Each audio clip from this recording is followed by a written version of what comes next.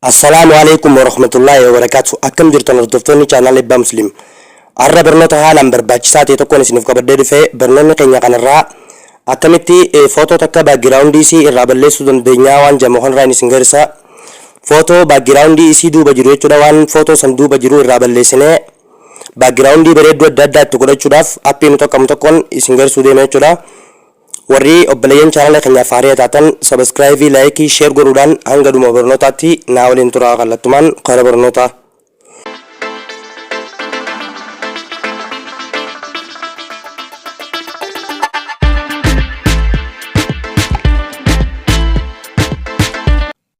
Appiin kun isa kana jechuudha. Appiin isa kana appii kan argachuudhaafis Play Store keessan keessa galtaniituma bakka searchingii kanatti remove dish gootanii barreessitanii jechuudha. Remove dish gizee gootanii barreessitan booda kunooti appiin isa kana appii kana gabbuufattanii jechuudha. Appii kana gabbuufattan itti fayyadama isaa seennee waliin haa ilaallu jechuudha. Eega gabbuufattan booda irrani tuqattan gizee irratti tuqattan booda akkanatti isin galcha jechuudha. Akkanatti isin galcha. Appiin kun appii bareedaa keessaafuu namni YouTube fa'aa fayyadamtan jechuudha. Kunooti upload photo bakkuma sanarratti tuqannaa jechuudha.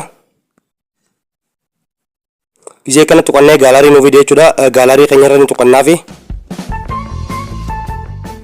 gizee kanatti nu video booda footoo baakgiraawundii isii balleessuu barbaadnu sanirra dhaqannaa. Footoo baakgiraawundii isii balleessuu dandeenyu sanirra dhaqannaa jechuudha. Balleessuu barbaadnu sanirra footoo irratti tuqattan jechuudha. Gizee footoo irratti tuqattan booda akkanatti isin fida.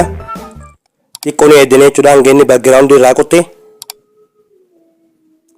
Kunooti amma footoo tana baakgiraawundii isii irraa balleessaa jira jechuudha. Baakgiraawundii isii irraa balleessaa jira jechuudha. Baakgiraawundii duuba balleessaa jira. Xiqqoo ni eedan.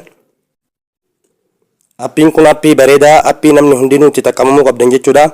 Footoo babbareeffachuudhaafis ta'ee waan adda addaa footoo takka takkatan tolchachuu barbaaddanis baakgiraawundii isii irraa balleessitanii baakgiraawundii adda addaa itti godhachuudhaaf appii hedduu takka isin fayyadamu jechuudha.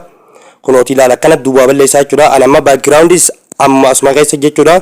Footoo tana baakgiraawundii biraatis itti godhuu danda'a jechuudha. Footoo tana asumarratti baakgiraawundii biraatis itti godhuu danda'a jechuudha. Bakkuma baakgiraawundii jettu sanarratti tuqattanii jechuudha. Kunooti baakgiraawundii hedduu jira jechuudha. Feetanis akkanumatti save godhachuu ni dandeessan. Akkanumatti save godhachuu ni dandeessan jechuudha. Baakgiraawundii hedduutu jira kunooti ni argaa jirtan jeetii yaada. Baakgiraawundii feetan ta'e isinitti tolee godhachuu dandeessan. Feetan ammoo akkuma baakgiraawundii irraa balleessitaniin footoo teessan save godhachuu dandeessan jechuudha. Kala gararii keessanii save godhachuu dandeessan. Baakgiraawundii barbaadan hunda irratti tuqattan jechuudha.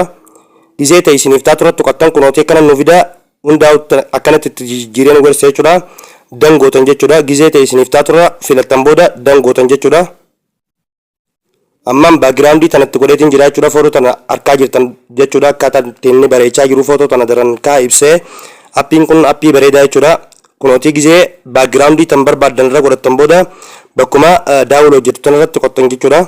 Bakkuma daawuloot jettu tanarratti tuqattan jechuudha. Kunooti gaalarii nu fida gaalarii keenya irratti tuqannaa. Kunooti gaalarii keenya keessatti dabarsee jira jechuudha. Gaalarii keenya keessatti nuuf dabarsee jira jechuudha. Footoo tana gaalarii keenya keessatti nuuf dabarsee jira. Kunooti footoon tun eessa keessa jirti amma gaalarii keenya keessatti gabbuutee jirti jechuudha. Karaa gabaabaadhaan akkanatti footoo teessan tolchachuu dandeessaniin isinin jaa. Obboleeyyan chaanala keenyaaf haaraa taatan subscribe godhuu hin dagatinaan isinin jaa. Barnoota kana laayikiin saaqandii tokko takka isin fudhatti laayikii tuqaa hanga barnoota biraatti walitti deebinutti nagaan naaf tura.